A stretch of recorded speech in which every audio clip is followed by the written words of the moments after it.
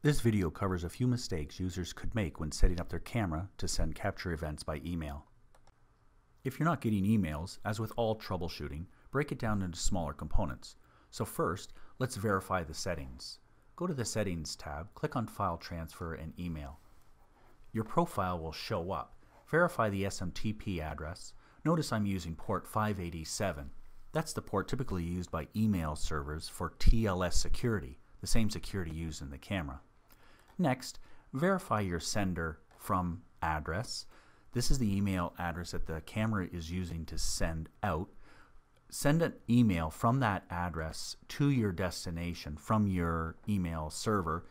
You'll have to use your password to log in, so that will verify all three of those.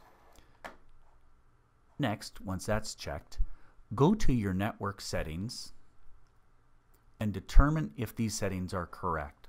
The IP address, net mask, etc. These settings are typically given to the user by IT personnel who are familiar with the port that the camera is plugged into. For cell modem connections, often it's the cell modem that will provide you the IP address, the primary name server, and default gateway. Verify with the modem configuration that you have these correct. Then go to your capture mode,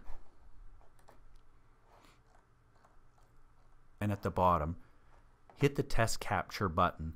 This will force an image capture and send it by email so you can test if your settings are correct or not.